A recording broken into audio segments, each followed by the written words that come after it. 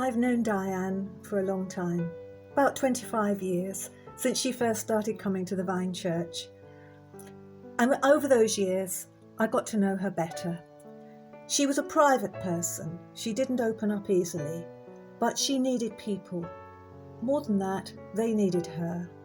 There were so many people in Diane's life that depended on her for everyday friendship, for being there at the end of a phone, for always having time to listen.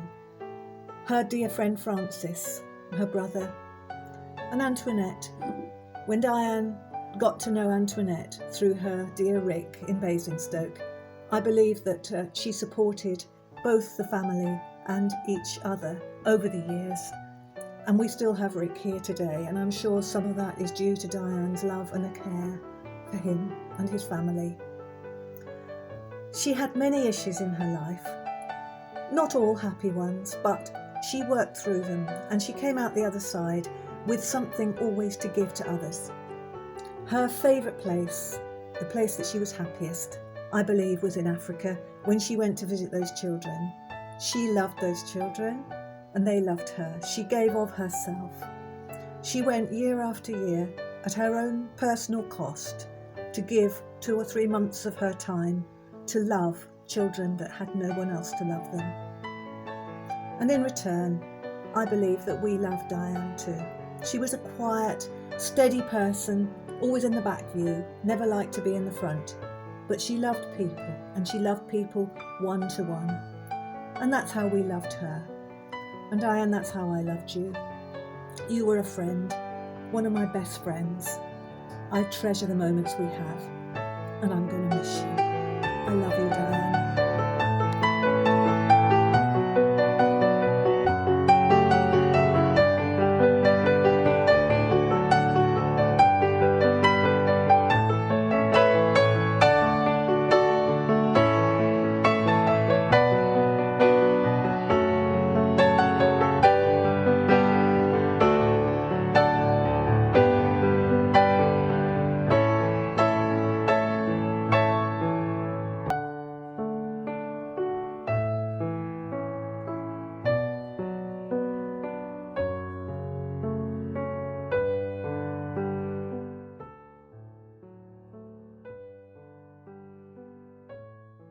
Diane Charnley.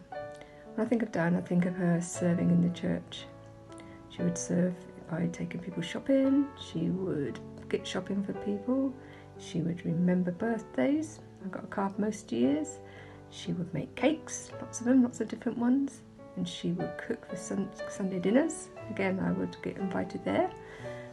She catered for Alpha, she catered for the elders, and she also catered for our annual family night meal. She would notice when I wasn't in church for whatever reason, and she would then send a card or note to see that I'm okay, and she would lend out her car, and of course she loved serving the children in South Africa, which I think is where her heart was. We would all experience her smile as her face lit up as she would speak of her times there. Definitely a God-given calling there.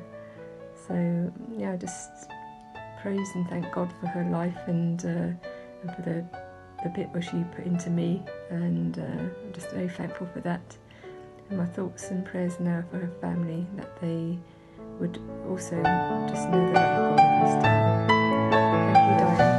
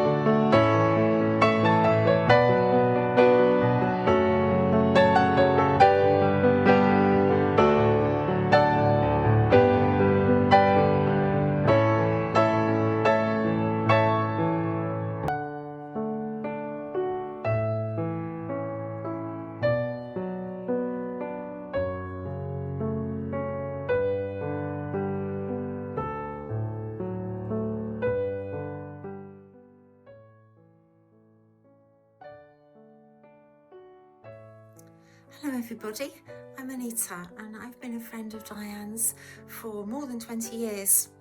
I first met her when she joined the Vine in Odium, but I didn't really get to know her very well until about 4 or 5 years later, when we went to South Africa to help out in an orphanage there.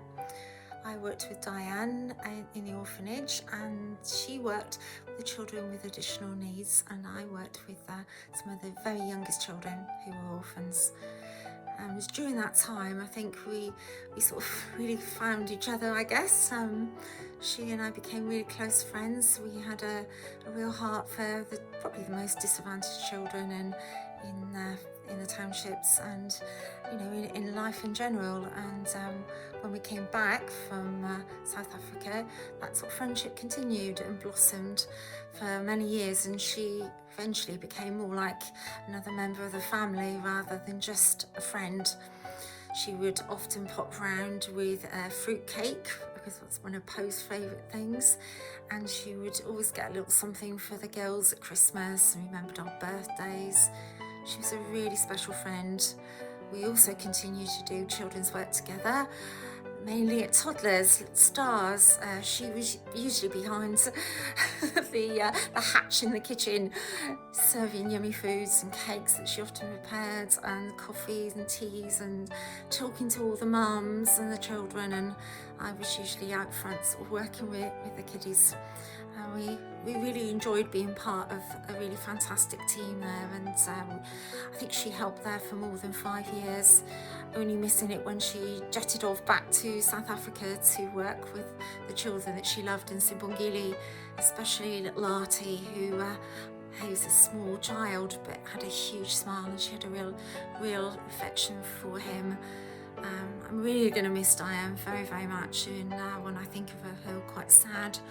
But I know that she's in a better place, sort of playing a tambourine and praising the God that we both know and love. And yeah, very special lady who I will continue to miss. Thank you.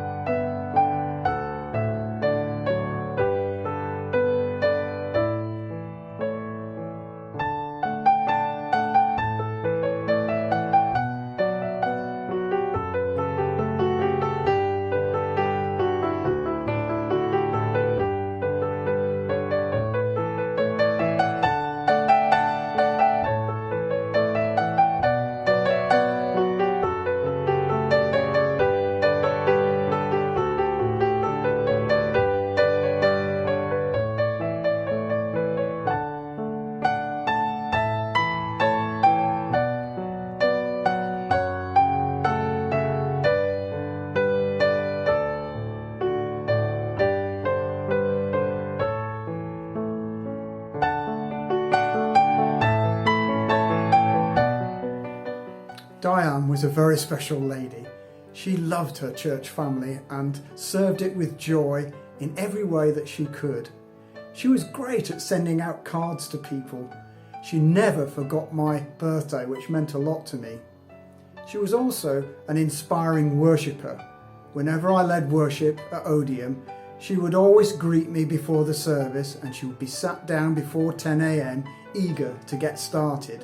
She absolutely loved the more upbeat praise songs.